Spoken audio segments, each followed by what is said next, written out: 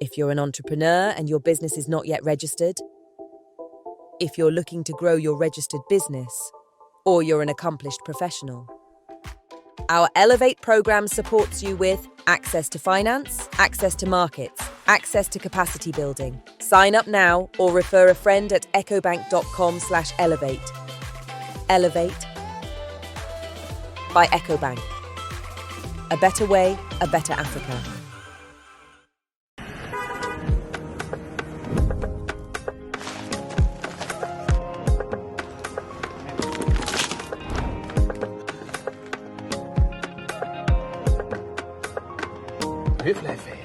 Sant yàlla.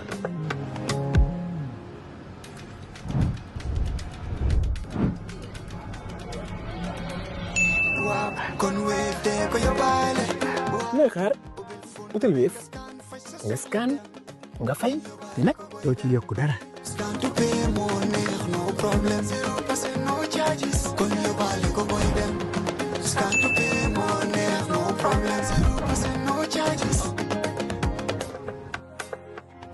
Jobe Oil, the company, have filling stations across the country, and our rates are relatively cheaper than anyone else across the country.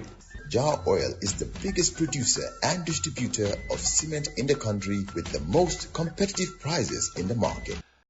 The Gambia is a mere 4 months away from another presidential election. Political alliances are shifting, parties are recalibrating their strategies, and public debate is becoming increasingly intense.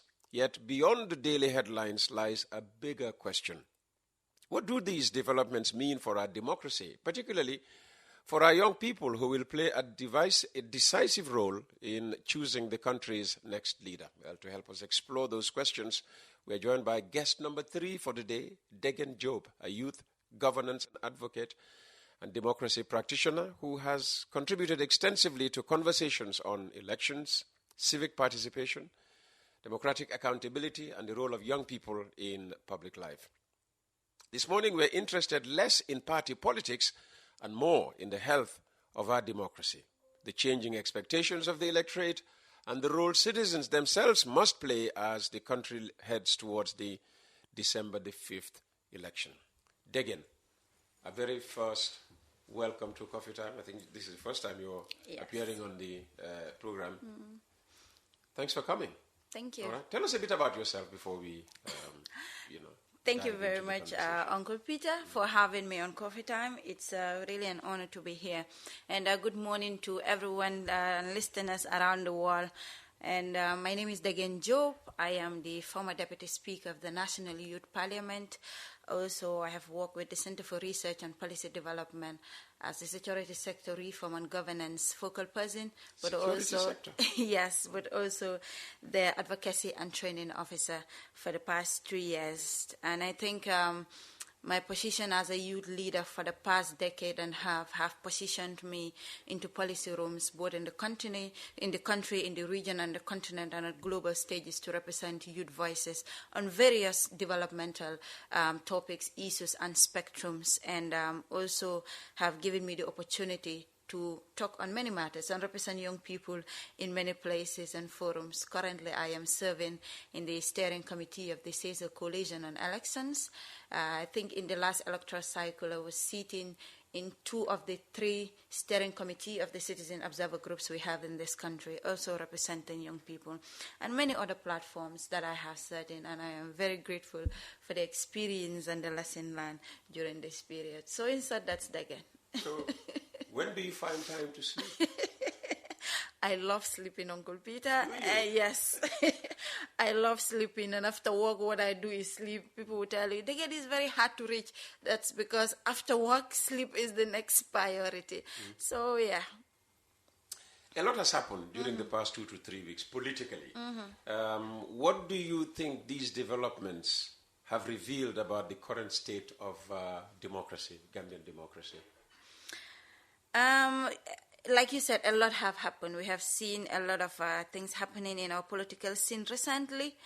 But for me, it has one indicated that politically we are maturing as a country, that we are able to agree disagree, find alternatives, whether to join forces or whether to stand alone, as political parties, as party actors. And for me, that is growth that we must first acknowledge before we go to the nitty-gritties of things that are happening. And we have also seen the involvement of young people in the front line of all of these, even if they are not as leaders, but taking the step to contribute what they think and occupying senior positions in political parties to ensure that their voices are heard and they have impact on some of these decisions that are currently being made in our political spaces. However, at this juncture, as citizens and young people, it depends on which side you are on. But some of the Gambian population are confused, are still waiting as politicians unfold different scenarios in our political scenes every day.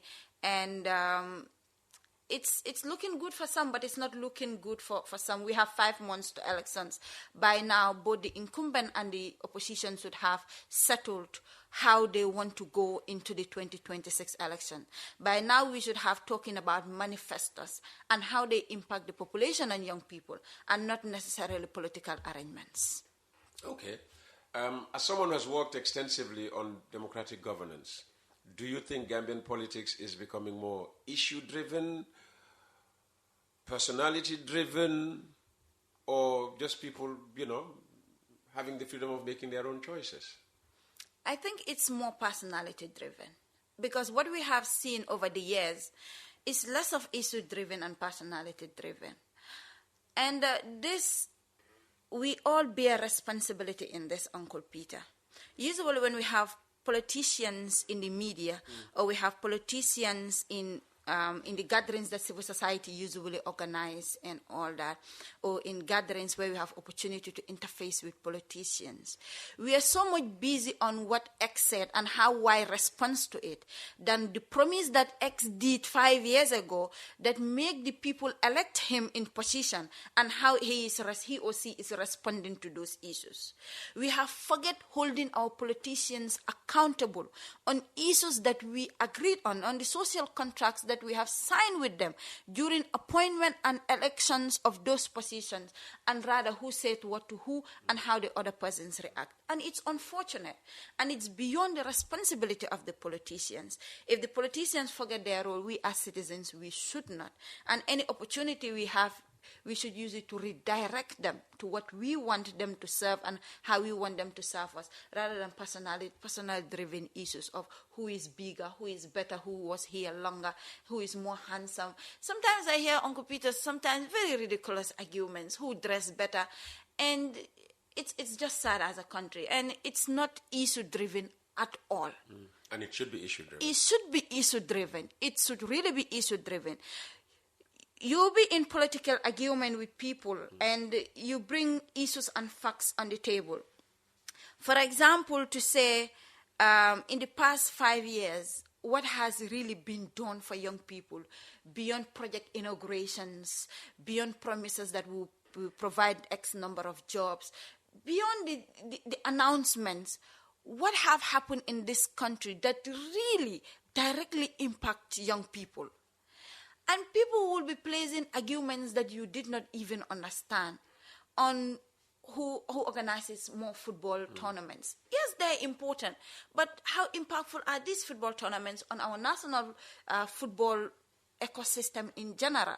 So I think there needs to be agenda setting, or agenda shifting, if I might say, in the way we discuss and handle politics in this country, from the young people to women, then to our political, and these discussions are to the interest of politicians. Earlier on, you spoke about the level of participation of young people in politics. Why are they participating in such great numbers? What are they really looking for from these politicians that they follow? So one, it's natural, Uncle Peter. We are about 70% of the population. So it's very natural that, we participate in large numbers. We are majority of the population. The second is genuinely young people want to participate in in issues that actually affect them. Even when we do not sit at the decision-making table, we want to be as near as possible to be able to influence the decisions that are taken at the decision-making table. And that is why we see now a lot of young people getting into political parties, getting into party executives, being spokespersons for political parties and political movements. Because we want better. We're the present, but we're also the future. So we want better for this country. That is why we see a lot of young people coming up to participate in politics in one way or the other, whether being partisan or just being political on the sideline. But exactly what, are young people looking for from Adama Barrow, from Ousainou Darboe, Essam Fall, Talib Bensouda? We want a better country. We want changes. One, we want economic improvement of this country. Okay. And these will be informed by better employment and also better earning to be able to live dignified lives as young people. That means opportunities. That means coming up with generally job opportunities for young people. But we also want a country that is one diplomatically respected. We want to be proud to say we are from Gambia, and people, we respect the fact that we are from Gambia. We have seen a lot of things happening in our diplomatic service that do not only concern the government, that concern us as citizens. And all of those things is what we want the government to regulate. To have young people in the National Assembly, in the executive, places where decisions are made. To have more young people in the National Assembly? Because we have young people in the National Assembly. More young people in the National Assembly, Uncle Peter. More young people and women in the National Assembly. So that we are able to directly be part of the National Assembly. The decisions that I make on behalf of this country. Mandinkas have this saying that yakudang long nyaonya ita kudang long na katambi lang kudanti. And that is it with young people. No matter the good intention towards young people, no matter how much duty bearers love young people, they might not know they might know the issues and how to solve it. But the how, we will always know better. And that is why we want to sit at the decision-making table. That is why we want politicians to prioritize the issues of young people, the issues of employment, the issues of peace and security, and how young people participate in all aspects of governance in this country, from community level to the executive level. We are not asking for politicians to create magic, to make Gambia like Singapore in 5 years. That is what we want in the long run, but that's not what we are asking for. Stabilize the economy, give young people employment, create platforms where we can directly have our input into governance. Those are the things we are asking for. It's not magic. And do you think, when you look at the high level of participation of young people in politics, do you think that, political parties are doing enough to engage them with policies rather than, usual rhetoric or, historic loyalties? First thing I have issue with, Uncle Peter, and I know this is not only Gambia, it's around the globe, is the issue of youth wings in political parties. It should have been forums for young people to be able to galvanize and have their influence into the political parties. That is what political party youth wings were supposed to be. Okay. But it have turned into tokenism, into forums where young people are gathered away from the decision-making tables in political parties, where they have now one representative to represent the whole youth populations in political parties during decision-making. And it's a cause for concern. So you don't embrace the idea of youth wings in the way they are constituted now and situated in the different political parties? Exactly. But the way they are used to limit young people's participation in political parties is what I do not really agree about. And Uncle Peter, we have seen political parties whose youth presidents are not young people. they are nowhere near the youth age that the African Union did. Where do you rule the line? Under what age? It's 18 to 35. 35. So once you are 35, you should not class yourself a youth and be... No, if we are honest enough, if we respect young people enough, if we say we're creating youth wings in political parties to avail young people forums to be able to participate and influence our political parties, why are we having youth presidents more than 35? I know they will say, Ndegen, you're not part of our political parties, it's none of your business. It's usually the argument when we meet at forums and when we talk about these things. But it's not about politics, it's about young people. It's about the majority of the population of this country and respecting boundaries that we share in political spaces. And I think that is something that should be talked about more in political parties, that youth political wings should not be used as tokenism, it should be used to properly give spaces for young people to be able to participate in political parties, but generally in our political space. Why are we not seeing youth political wings having activities? Let's say the media inviting youth political wings to talk about policy issues, to talk about governance issues, to talk about how, as youth wings, how do they plan to actually represent young people in the political space. Maybe that's a feeling on the part of the media. What are their ambitions? Who knows? Maybe if we invited, any of these youth wings, they will come and actually and it's not only elaborate on. It's not only the media, Uncle Peter. What is also stopping the youth wings from having interface with young people who are not into political parties? Because at the end of the day, whether you are in a political party or not, as young people, the agenda is one. We only want to see a better country. And it doesn't matter which side you are on. And for me, we should use that opportunity to be coming together and talking about the greater good that we want for ourselves. Social media has definitely transformed political communication. Is it strengthening democratic participation? Or is it making political discourse more polarized and vulnerable to misinformation? Both, perhaps. Uncle Peter. Both. Social media has really played a huge part in political education and sensitization. Which is positive. Civil society and the general public have used the space over the years to ensure we reach masses, especially young people, and we have reached massively a lot of young people on democratic issues.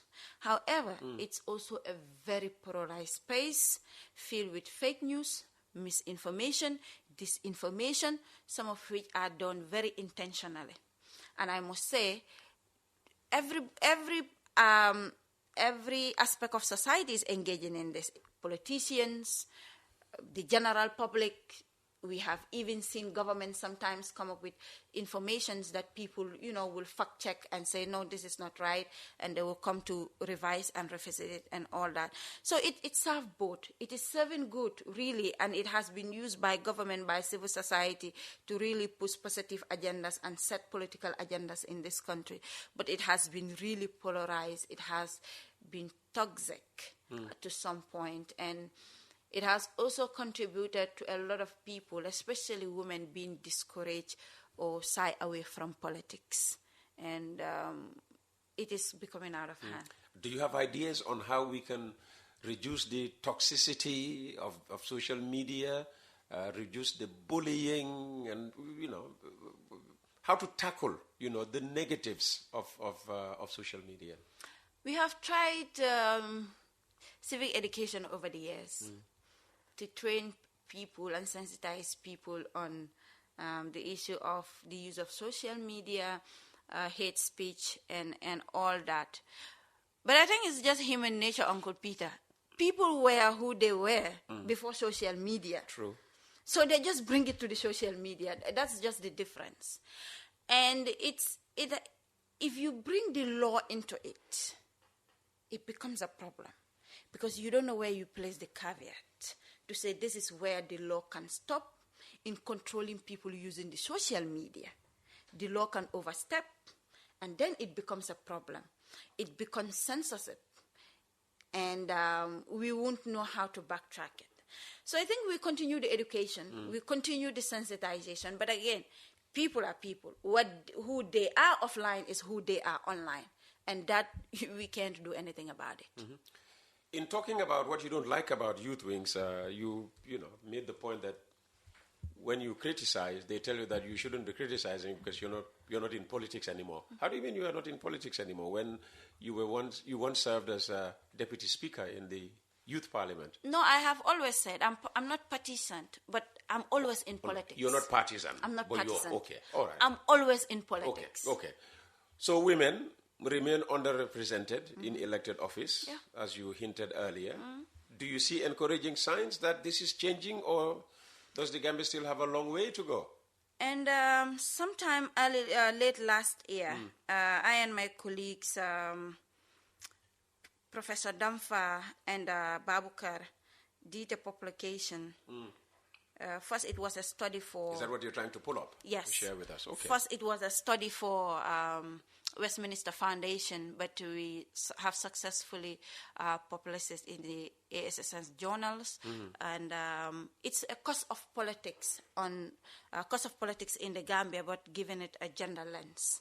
And we have seen the various issues that have hindered women from effectively participating in politics. A lot of it that has to do with cost. You have cost of primaries. Usually when you talk about cost of primaries, people look at you as if you are crazy.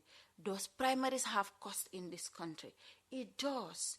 We did a sort of a political census. That means, apart from the president, we spoke to everybody that is elected in this country. We spoke to mobilizers. We spoke to party executives during this study. And we have seen costs attached to even party primaries. How you prepare, who you convince, who you give money to hold seat for you, and all that within political parties. And women do not... How do you mean who you give money to hold seat for you? Yeah, people, it has been, it came up during the study of, we call it Ndegen Guru. Yes. You know how we package these things very nicely, Koy jox Ndegen Guru and all that. But actually, we know what the Ndegen Guru is. The English word would be incentive. Exactly. Yeah. These are political incentives that you give out in the form of cash to be able to actually even fight for a position within the political parties. I know during the review and validations, we have party executives, so no, they were exaggerating. But these are people that participate directly in these activities. They're the ones saying this. And Uncle Peter, we know women are not rich in this country. Especially now, it takes wealth to do politics. I see more women driving cars than and I'm thinking, listen, what's happening? These women, they've suddenly become rich. But you're saying that women are not rich. Women are not rich in this country, Uncle Peter. And politics, it takes wealth to do politics in this country. And I will just pull the numbers for you. And when it comes to party primaries, right? Yes. The average reported expenditure across all aspirants was approximately $46,500, with 85% of aspirants spending less than $50,000. And this is just primaries we are talking about. You're spending $50,000 just to be recognized in your political party. And then we go to primary expenditure by gender, right? And we are having 50,000 to 100,000, where we are having females spending about 50%, where male are spending 9%, just for party expenditure. Wow. And we are having, let's say, 200,000 to 300,000. Where male are spending 3% and female 2%. But again, we look at rallies and meetings, right? Rallies and meetings, we are having, when you disaggregate the gender, you're having a significant share of women also invested heavily in rallies relative to their limited resources. Average male aspirants spend less than 172,000 compared with 213,000 for women. Even when it comes to political mobilization, women are spending more, yet we are still underrepresented. And aside the aside the financial expenditure, we have, spending on branding. We have the traditional media where you have to spend on the media to be able to have platforms to introduce yourself, to talk about your policies, your manifestations, and all that. Meals and refreshment, transportation. These are things that are spent on. But we also talk about gender-based violence during elections against women. We have seen during elections women fighting at political rallies. We have seen. But that's woman on woman violence, huh? It is woman on woman violence. But who are we fighting for, Uncle Peter? I don't know. We are fighting for male candidates. Oh. That is why we are fighting. We are not fighting because we are the ones going to sit there. Those fights were actually for male candidates. It were people belonging to different political, how will I say, to different political camps with different male heads fighting. And we see women fighting. But we have also seen how women are dragged in this country for simply wanting a political position. And what's amazing is the bar is always moved for women. When we say this is the bare minimum bar to be a decent politician, to be able to hold public office, it's always moved for women. You talk about Aissatou Njie, they tell you, you talk about Nene Choi Yasin, they said he's too flashy. You talk about another politician, there is always an excuse. The bar is always moved. So you even talk about, their marital status. Their marital status. Marisoga kawaram bidaf kokot. So there is always an excuse to why women don't belong. And just yesterday, I saw a male politician posted Nene Choi Yasin and mocking her. And someone said, soon her intestine will, because Cosette Lasol, as a comment on the way she dressed and how that will affect her intestine. Come on. When do we stop having freedom to dress how I want in this country? And what does that have to do with my leadership capabilities? So these are all things that, and you talk to them, and it was a joke. It's not a joke. These are women and how they're seen in the political space. Yeah. And we need to be more inclusive. We need to place the bar somewhere, because I'm sure we can meet the bar. So place it somewhere. Make it static as you make it static for men. So we need more women in our political space, but we also need more support to ensure women are safe within these spaces. Looking beyond politics, Ndegen, what do you think is the single biggest concern occupying the minds of ordinary Gambians, as we move closer to December the 5th, election day? Is it cost of living, jobs, education, healthcare, governance? I mean, what? What do you think? I've heard the minister say commodities are going down. I will accept he cited rice. Yes. And said specifically that onion, I think it's between 1,700 and 1,600. Exactly. He cited onions and potatoes, but he could not give a price for that. The last time you bought onions, how much did you pay? In fact, there is scarcity of onion in this country. Okay, so which means that the first to re-emerge will cost a lot. And the last time I bought is, I think, 1,900 a bag of onion. Goodness me. And last time I was coming from Senegal, I saw... Onions are more expensive than rice. Better onions and bigger bag I have to buy from Senegal and bring it along when I was coming. And I bought that for 11 mil, which was $400 is cheaper and all that. And I would agree on something. That is, if you look at the sub-region, excluding earning capabilities and all that, excluding all those factors, just looking at prices, we are cheaper than a lot of West African countries when it comes to livelihood. Okay, comparatively, just based on numbers. Just based on numbers. Numbers, yeah. Just based on numbers. Yeah. I'm not talking about earning capabilities, because we know salaries are... Which is important. Which is a huge factor, Uncle Peter. Because we know salaries are better in other countries. Because that determines the purchasing power. That they are in the Gambia. Exactly. That I will give them. But commodities are increasing by day. Cost of living is a huge concern for Gambians. And I have heard time and again that politicians, including the president, stand at forums and said commodities are going down and giving prices that us as the population are buying these goods. I don't know who give these statistics, who inform the ministers and the executive about these prices, but we beg them to be realistic when they do these reports. So what's wrong with this price? They are fictitious? They are fabricated? They're fictitious, Uncle Peter. A bag of rice at 1,700? In which country? Well, the minister insists. I don't buy rice. Exactly. I try to ask the sound technician. Maybe I should ask the camera woman. Do you buy rice? No. In which country?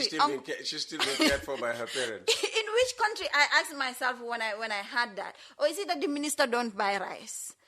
Oh, I don't know. All these questions keep coming up. But in is my jar mind. rice not that within that price range? 1,700, 1,600? How many Gambians eat jar rice? I don't know. Majority of Gambians eat American rice. Okay. So jar rice could be 1,700, 1,600? The truth is I don't even know the cost of jar rice. Okay. But I know the rice I have been buying, the rice I've seen my friends, my neighbors, my relatives buy, it's not 1,700. That I know. And for me, they should be, after getting those reports, they should be fact-checking the reports they have. Okay. Because it looks like mockery, Uncle Peter. It looks like mockery for Gambian families that are struggling to keep up with the cost of living, for you to come and tell them cost of living are in fact going Why down. would they not care to find out, the real price situation on the markets? Because if the president is out there, to minimize the suffering of the people, he has to understand, first and foremost, the degree of the suffering. Exactly. Rather than maybe depend on people who come and, give you the cost of jar rice to represent, every rice that is on the market. Exactly. And, the ministers and the president's utterance have a lot of weight when it comes to policy directions. And I think they should be more informed, but they should also be fact-checking some of these informations when they receive it to ensure that what they're saying is in line with the realities of the everyday Gambia. Okay, so just that is one. Going back to concerns, cost of living, yes? Second is peace, security, and stability. Oh. Yes, Uncle Pete. Security is a concern. Security is a concern. And when we talk about security, usually we think of people holding guns. No. Community security is a concern. We have seen lately our young people engage in organized crimes. Organized crime? Organizing themselves in gangs. And the communities are the ones suffering from some of these things.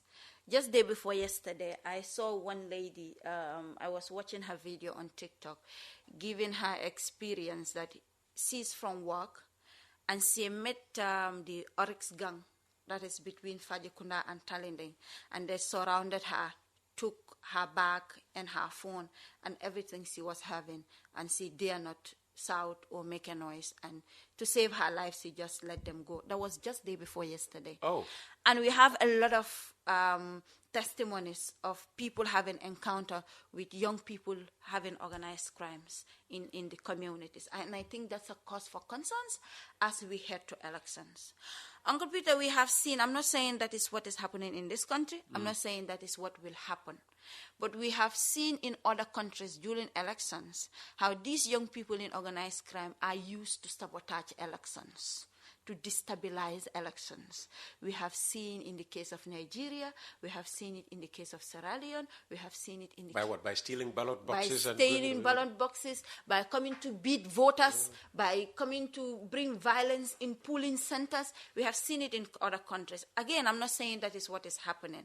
But even aside elections, the stability and peace and security of the communities is a concern. I know the Gambia Police Force is doing a lot of work to ensure they're doing night patrols, they are arresting and prosecuting on time, which I really recommend the Gambia Police Force for.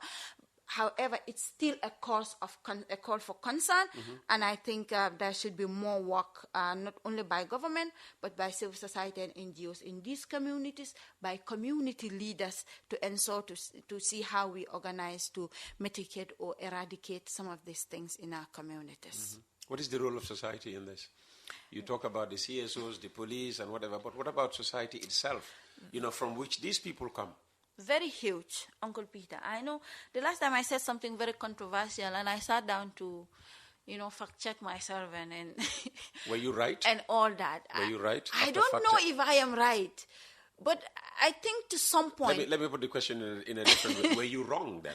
I am not wrong. Okay. To some degree, we should start holding parents accountable for some of the actions of the children in the community.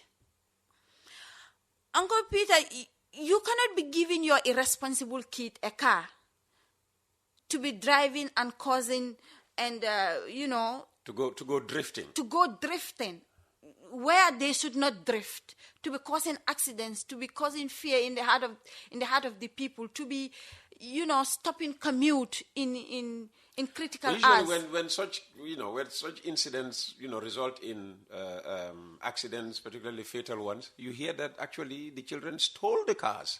Some they stole, some they rent. Some of it are their Exactly. parents' cars. Okay. Uncle Peter, that is one.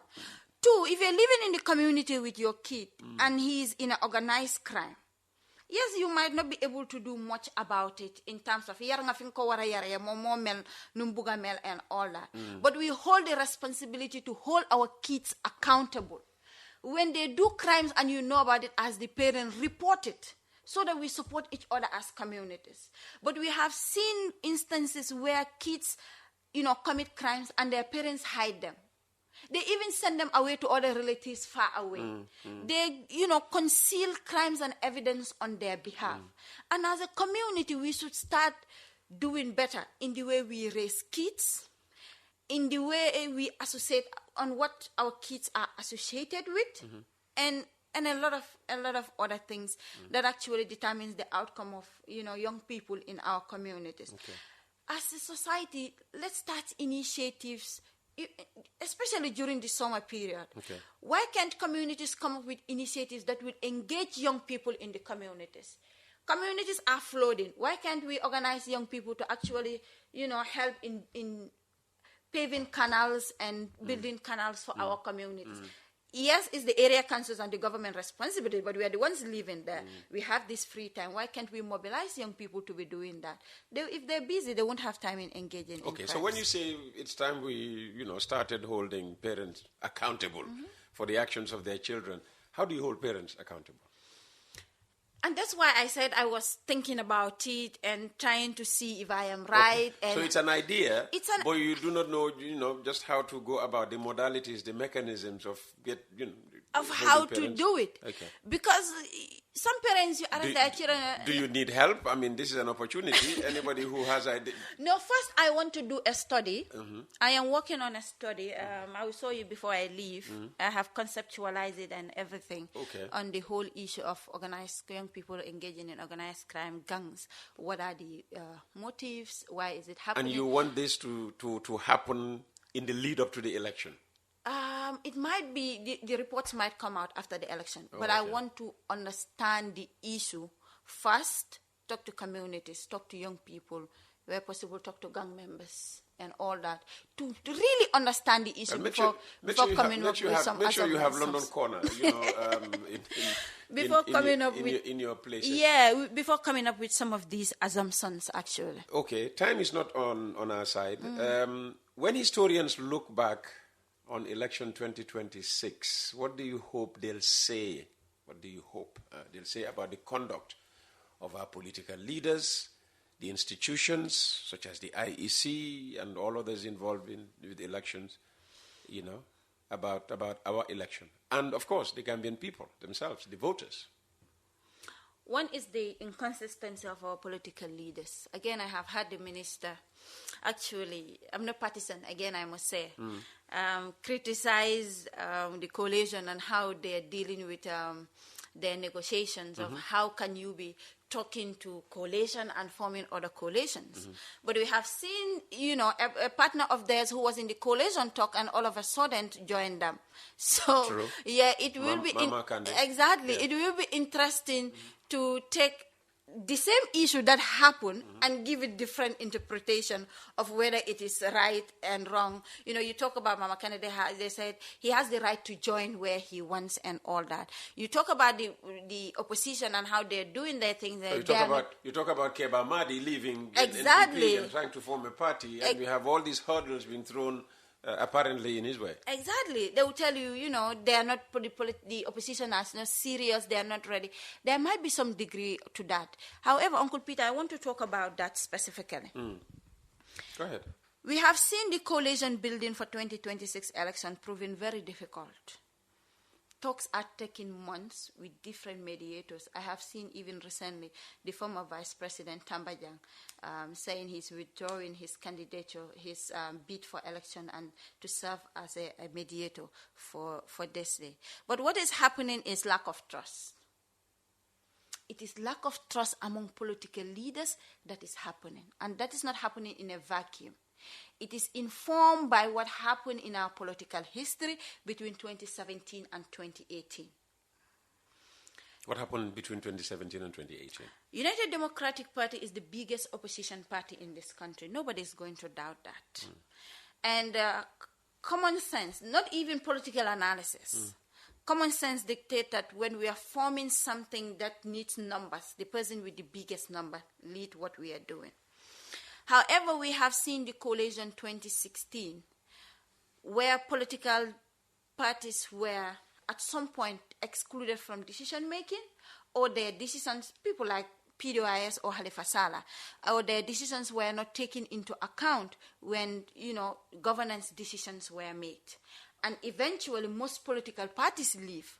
Eventually, most political parties were just merely holding positions, ministerial positions, and all that. And we have seen how then the United Democratic Party previously back and supports the presidents, even on things that other political parties and the civil society wanted to hold the president and the executive accountable for. And eventually the fallout happens and the president becomes the winner and also, later on forms his political party. Are you talking about the 3 years Jotna thing? The 3 years Jotna thing and the political appointments, the National Assembly elections and the arrangements that were to be made and how they were to be made.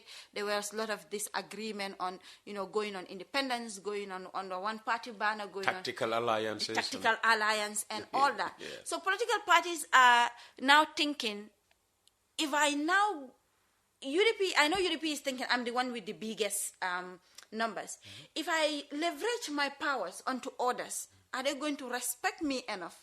What is going to be my position? What power am I going to hold within this coalition when we succeed? Other political parties are also thinking, I am small. Will I not dissolve into this when we succeed and when it happens? On the other hand, we see, Mama Kande, leaving the coalition talks and joining NPP.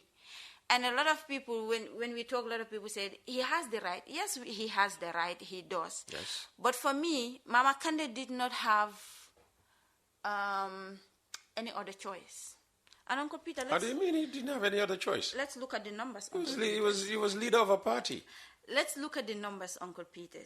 And we look at elections from 2017 to date, right? Yes. Sorry, just a minute.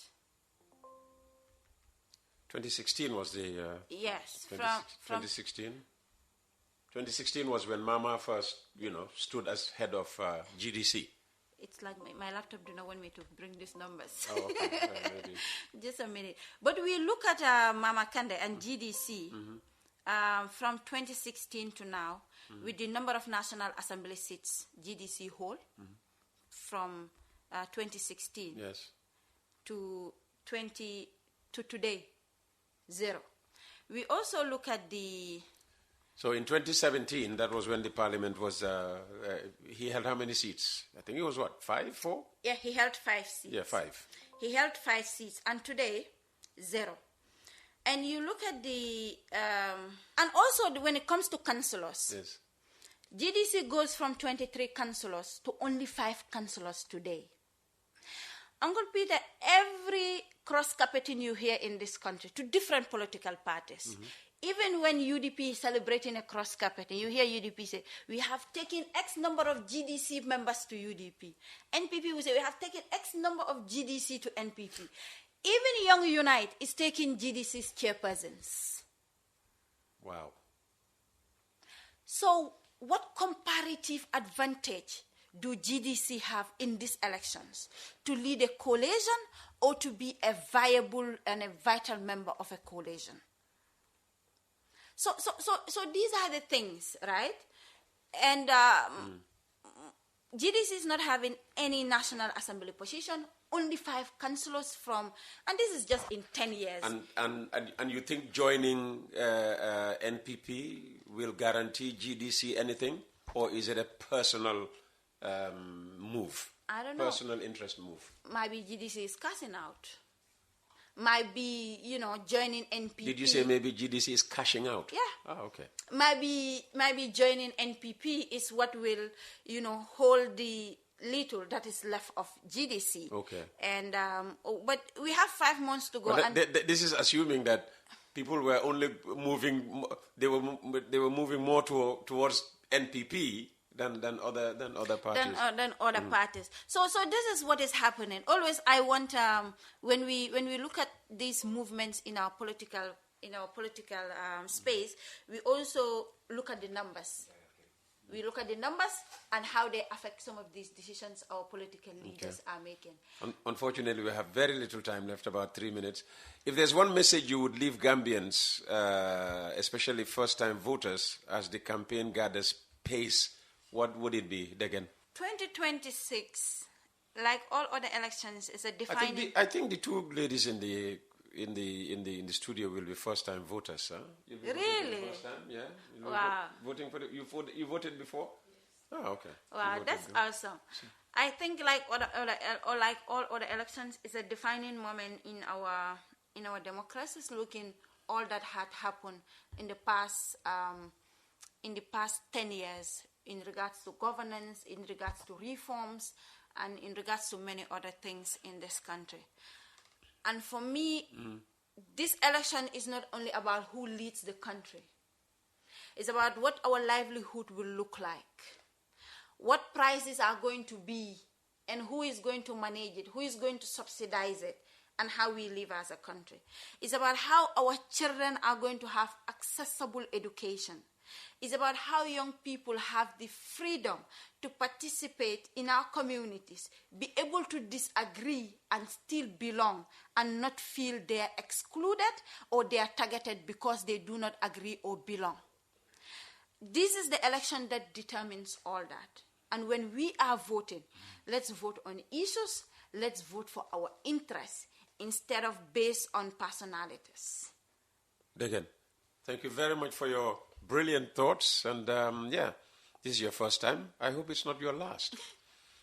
If you're an entrepreneur and your business is not yet registered, if you're looking to grow your registered business, or you're an accomplished professional, our Elevate program supports you with access to finance, access to markets, access to capacity building. Sign up now or refer a friend at ecobank.com/elevate. Elevate by EcoBank. A better way, a better Africa.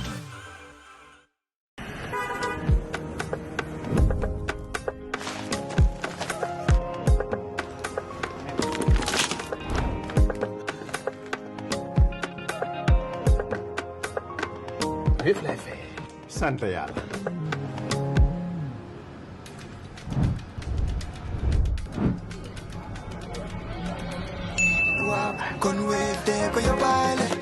looy xaar utal Wave nga scan nga fay nag doo ci yokku dara.